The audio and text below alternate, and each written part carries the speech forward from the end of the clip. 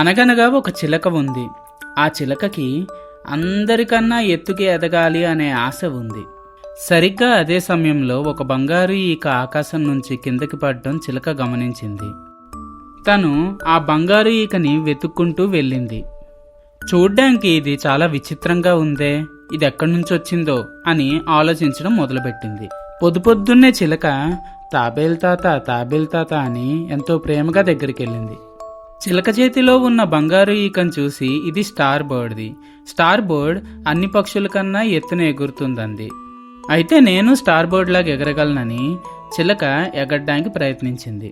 కానీ ఒక్కసారిగా కింద పడింది. చిలకకి అర్థమైంది బంగారు ఈక తన దగ్గర ఉన్నంత మాత్రాన తను ఎగరలేదని.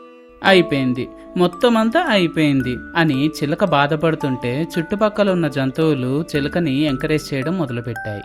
చిలక తన ఆత్మవిశ్వాసాన్ని పెంచుకొని ఎగరడానికి ప్రయత్నించడం మొదలుపెట్టింది.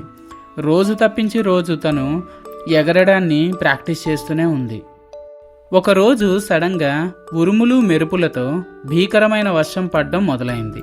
ఆ వర్షంలో కోతిపిల్ల చిక్కుకుపోయింది. తను సాయం కోసం బిక్కుబిక్కుమంటూ ఎదురు చూస్తుంది.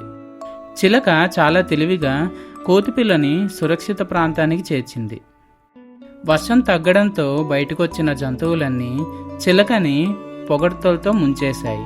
తిరుగులేని ఆత్మవిశ్వాసంతో చిలక ఆకాశం వైపు ఎగరడం మొదలుపెట్టింది. తను కోరుకున్నట్టే అందరికన్నా ఎత్తుగా మబ్బుల్ని దాటుకొని మరీ ఎగరగలిగింది. అలా హాయిగా విహరిస్తున్న చిలకకి అదే సమయంలో ఒక అద్భుతం ఎదురైంది. అదే స్టార్ బర్డ్. స్టార్ బర్డ్ చిలకతో ఇలా అంది, మ్యాజిక్ అన్నది బంగారు ఈకలో ఉండదు, అది మన సంకల్పంలో ఉంటుంది అని స్టార్ బర్డ్ చిలకతో చెప్పింది. స్టార్ బర్డ్ చెప్పిన మాటల్ని అర్థం చేసుకొని చిలక సాయంత్ర సమయానికి తన గూటికి సురక్షితంగా చేరుకుంది. కృషితో నాస్తి దుర్భిక్షం అన్నదే ఈ కథ యొక్క సారాంశం. ఇంతకీ మీరేమనుకుంటున్నారో కింది కామెంట్ సెక్షన్లో మెన్షన్ చేయండి. అలాగే మీకు ఈ వీడియో నచ్చినట్టయితే గనక ఈ వీడియోని లైక్ చేసి నా ఛానల్కి సబ్స్క్రైబ్ చేసుకోండి. మళ్ళీ మనం వచ్చే వీడియోలో కలుద్దాం.